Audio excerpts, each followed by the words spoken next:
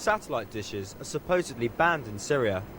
Officially, the heavily censored state TV is the only source of TV news. The authorities are quietly accepting the fact that most Syrians ignore the satellite ban. On the streets of Damascus, it is the unofficial satellite stations that are favoured for news. جزيرة أبو ظبي والجزيرة إن شاء الله. جزيرة الجزيرة السورية. MBC والجزيرة وأبو ظبي. Most Syrians ignore state television. They choose selected news channels from other Arab countries, and Al Jazeera is by far the most popular source of TV news, produced in Qatar on the Arab Peninsula. The war in Afghanistan has given Al Jazeera a breakthrough similar to the one CNN got during the Gulf War 11 years ago. Al Jazeera is more open, you know. They're faster with the news. It seems to be the most unbiased of all of them. And it really does give you a very good collection of all that's going on, not just a specific point of view. It doesn't take sides with any of the factions. It analyses all the news and reports from different angles. Outside the Museum for Military History in Damascus, we see the ruins of an Israeli Phantom plane shot down many years ago. But most of the artefacts are old Soviet MiG fighter planes and space probes, all dating back to the Cold War, when President Hafez al-Assad's socialist dictatorship was an ally of the Soviet Union.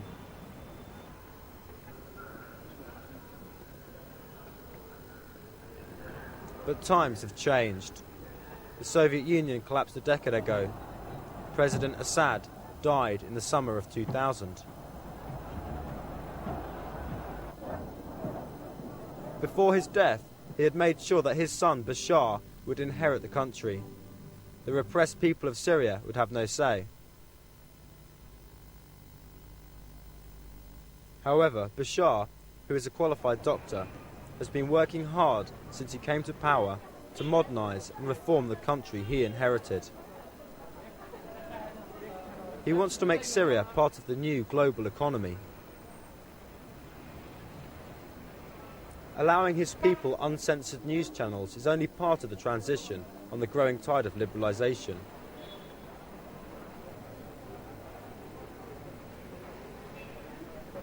Saeed Nahas is a leading businessman in Syria. Nowadays you can see Syria is different. Before, Syria were completely absent abroad in the international events, and especially in the international economic events. Syria were completely absent. Nowadays you find Syria present. But do you think Syria, within a reasonable time, will be able to adapt to this new modern world? Of course, we have to. It is not our choice to yes or no. We have to be in the train, and we have to develop the things. But the long road to greater liberalisation is beset by obstacles. Over the centuries, Syria has been at the centre for various highly developed cultures. But equally, the country has also experienced long periods of poverty and isolation. Today, peace and security remain a distant dream for the people of Syria. Syria sponsors anti-Israeli terrorist organisations like Hezbollah and is thus branded a rogue state by the US. But most Syrians remain adamant that groups like Hezbollah are legitimate freedom fighters in a battle for their homeland. Many Syrians feel that they have been unfairly labelled by the US and worry that they will become the next target in the war against terrorism.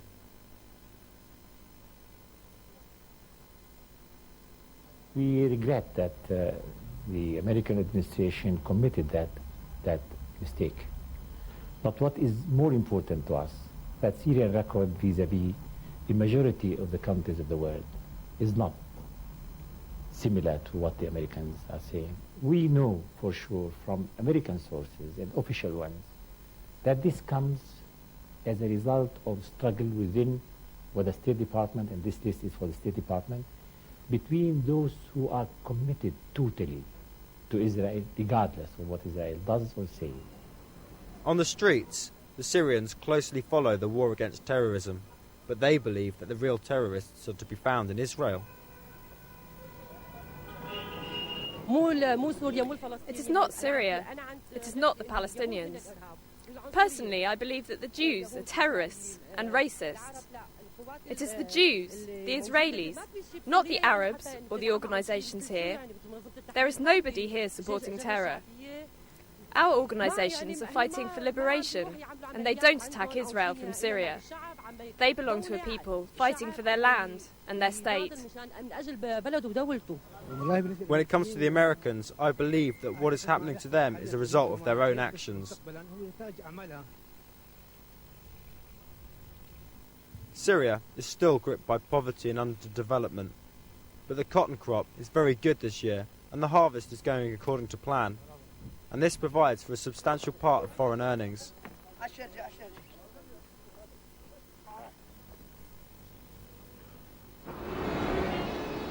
Heavily loaded trucks are filling the roads from northern Syria, taking the cotton from the fields to the processing plants in Tishrin.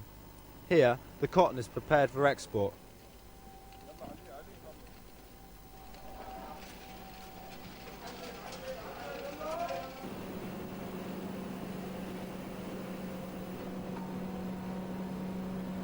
And Syria has no problems finding buyers for their cotton. The Syrian market consumes about 33%, the rest is exported. Is it difficult to sell the cotton abroad? No, not at all. Syrian cotton is in high demand, especially in Western Europe. The port in Latakia, on Syria's Mediterranean coast, is the biggest in the country. It is the departure point for the cotton leaving for Europe and the rest of the world. But although cotton is one of Syria's most successful exports, the income is far from solving the country's enormous economic and social problems. Syria is lagging far behind the development of her neighbouring countries. The nobleman's palace in the centre of Damascus. It is known as the best restaurant in Syria, with food and surroundings far more luxurious than can be found in the rest of this poverty-stricken country. All the people here, they like it, and they feel happy. They don't believe you can find in Syria like that, We may copy like Versailles, everything you see from outside, we bring it. The copies of antique paintings and statues are mixed with pictures and sculptures of former President Assad.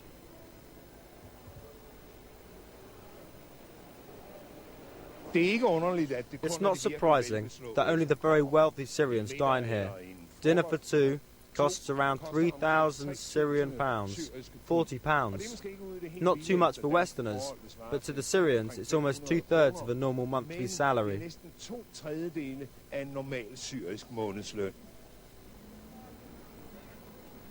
There are a few very rich people in Syria, and these few are seriously wealthy. Decades of economic stagnation have almost eradicated the middle class, and the vast majority of Syria's 16 million inhabitants are barely able to make ends meet. Salaries are low, even if you find a job.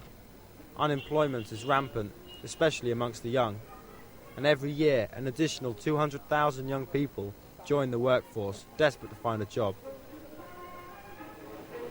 October's book fair in Damascus highlights the situation. Young people desperately search for knowledge from early morning till late at night, all clamouring for information. The stall with computer literature is most popular. It is seen as the best way to succeed in the competitive labour market. Computers have become indispensable in business. There is hardly any job here or in any other Arab country where they don't use computers. If you specialise in them, you get a higher paid position. Syria is totally dependent on the export of agricultural products and raw materials. This is one of the Sabar weaving mills in Aleppo, northern Syria. The Syrians are trying to turn their raw cotton into finished products themselves before shipping them out. This is far more profitable, creating many new industries and providing many more jobs. We are making here a home textile business. We are doing towels and blanket and bedspread and tablecloths. And 60% of our product is cotton product, as you see. It's because, you know, the cotton in Syria, it's good quality and we have a good quantities.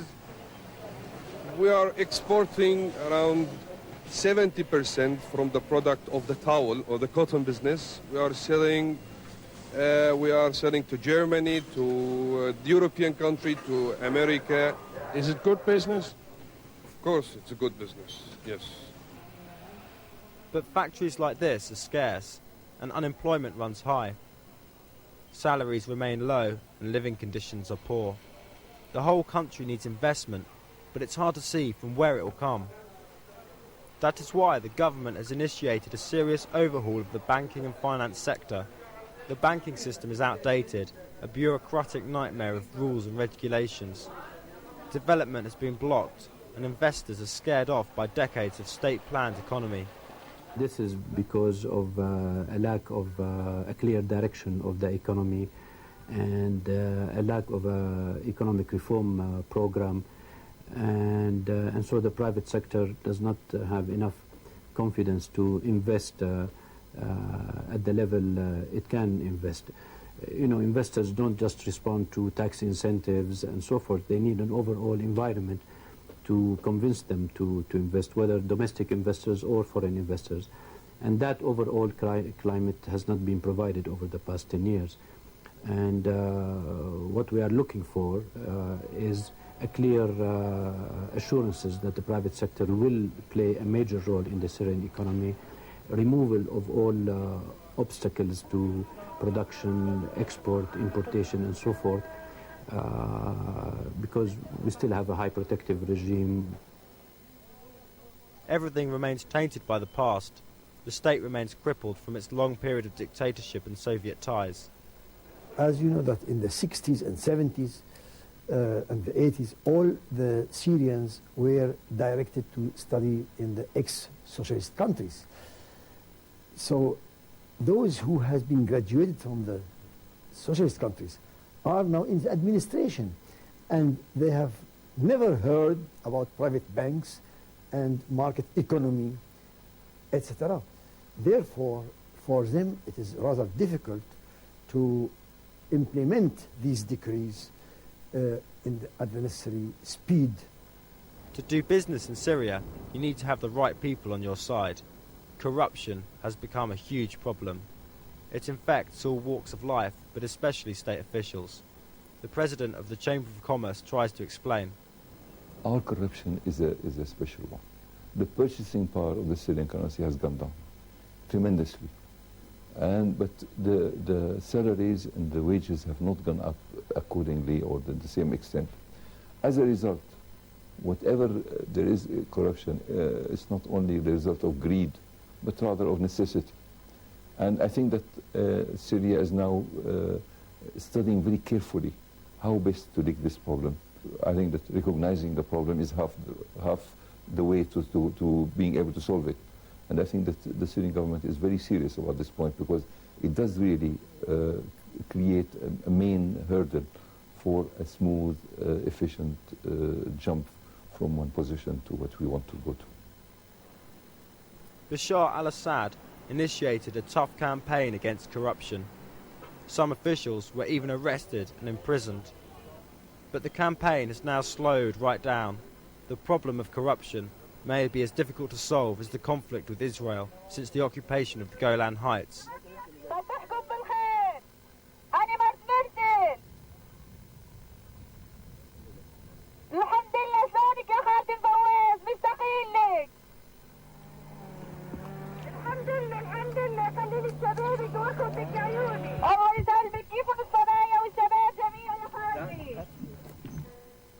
Since the war in 1967, the Israeli-Syrian border has been closed, keeping many families split up for more than 30 years. Loudspeakers and binoculars are all that can now connect such families together. Who are you talking to? My grandfather, my uncles, and my aunts. Where did you last meet them? Did you ever meet them? No, we have never met them. But we spoke about a year ago, here on the border. This is where the line of armistice runs along the Golan Heights. Israel conquered all of Golan during the war in 1967. Some of the local inhabitants ran away, others stayed and came to live under Israeli occupation, and so families became separated. Every Friday, some of the refugees will gather for this absurd family reunion, which is the only way they can contact each other. Most of them have never been to the other side of the border, being children of the original refugees, but they all hope to be reunited. God willing, sure. There can be peace. If they give us back the land, there will be peace. Syria was given 2/3 of the Golan back in 1974. The capital, Quneitra, was deserted and destroyed, and it remains so today. The people who lived in the Golans originally now reside in camps all over Syria. Their city will not be reconstructed until the day the Syrians get back all of the Golan.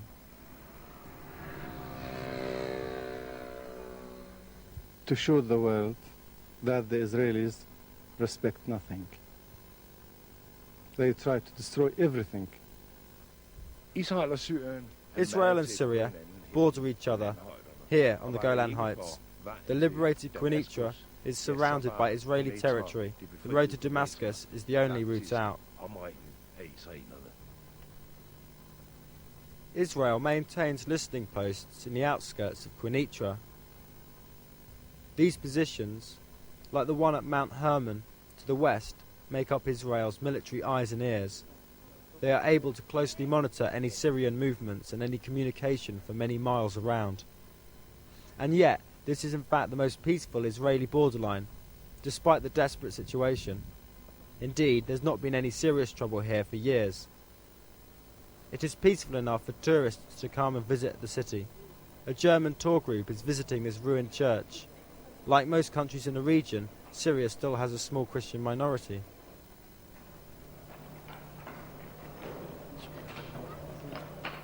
Syrians must obtain a special permit in order to travel to Quneitra, but this does not put people off. The city can get swamped, especially on Fridays, the Muslim holy day, with many travelling the 40 miles from Damascus. Some have special reasons to visit the former Golan capital. Nawal fled in 1967. Today she is revisiting the Golans with her children and grandchildren. She tells us the reason for her return. To see our villages and take in the smell from them, we are looking at Tel Ali. It belongs to us, and always will. It doesn't matter how long a time it will take. All of the negotiations between Israel and Syria about an Israeli withdrawal from the Golan have faltered. We asked Nawal whether she has any faith left in a return to her land. With God's will and the leadership of Bashar, we will return. With the will of God, we will return. The children here will also dream of getting it back. If they called for war right now, I would send them all off. And I would lead them. I would carry water for them. The border area is filled with UN observers. Syria claims that it wants a peaceful solution to the conflict. There has been no armed incursion against Israel from Syrian territory for many years now, but the relationship with Israel remains tense because of Syrian support for extremist Palestinian organisations. Much of the Lebanon is unofficially controlled by Syria. This includes several expensive military bases in the Bekaa Valley. Syria directly supports the Palestinian cause and spends a large chunk of the country's resources on the military. The Syrian Minister of Planning admits his country's spending on the defence costs his country dear but remains defiant. We have to have a minimum of mobilization to maintain a minimum of military force. So we spend money on that. We spend 43% of our budget on the military, on defense purposes. And this affects our productivity. We are in favor of peace, but we do not want to buy our prosperity with denial of our rights or denial of justice for the Palestinian people. we believe that we should continue to sacrifice, to pay the price until we get back our land, until the Arab Palestinian people is organized in its inalienable rights, national rights, to go back home or to receive compensation, until the Palestinian state is born, is organized with Jerusalem as capital. The stern image of former President Assad remains on the streets. But the dictatorship is slightly more tolerant now under his son, Bashar. Many dissidents jailed during Assad's time have since been released. The new president has even allowed criticism of the former regime and its endemic corruption. However, there are signs that political persecution is gradually making a return, as critics of Bashar's new government start to fill the jails. We talked to Mr. Nawasi from the Syrian Human Rights Organization, a lawyer and former political prisoner. They are starting to arrest people at random, bringing back memories of the regime which was normal under Hafez al-Assad.